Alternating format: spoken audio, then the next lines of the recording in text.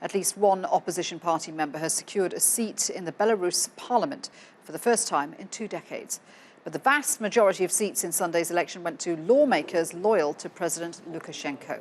There were accusations of vote rigging, and international observers say there were some irregularities. Belarus has traditionally had close ties to Moscow, but President Lukashenko is trying to improve relations with the West to help shore up the country's struggling economy. Let's talk more about those elections. Tana de Zulueta is the head of the OSCE Election Observation Mission and joins me now from the capital, Minsk. Good to have you with us, Tana. So what are the main concerns about this election? Well, this is actually the 8th time that the OSCE ODIHR observes an election in Belarus. And we concluded that in spite of the changes which were announced and some small changes which have been made, long-standing shortcomings in the electoral process in this country do remain. In particular, the legal framework is not compatible with holding democratic elections according to the standards of OSCE ODIHR.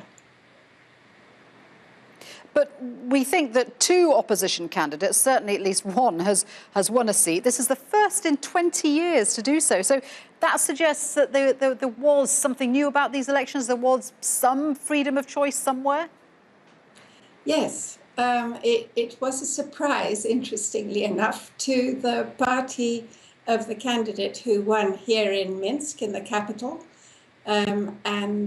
It's a centre-right party, and they have been very, very tough in their criticism of the process, saying it was nothing like a democratic election, and they've had one of their members elected, which was a tremendous surprise. And it does signal that, at least in some places, the process does appear to have opened up a bit. We found very inconsistent implementation of the rules, with considerable improvements in some polling stations and very disappointing performance in others. We also have very unsatisfactory overall framework, very strict rules on media. So this was a campaign in which most voters had very little clue of who was running.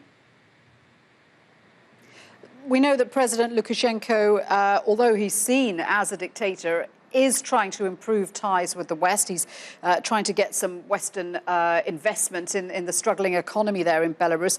What does the state of these elections mean for Belarus and its relations with Europe? Yes. Yeah, I understood you didn't want an answer to that question. Thank you. Bye. Oh, okay. And unfortunately, we've lost Tana de Zulueta there. She was head of the OSCE, speaking to us about the elections in Belarus.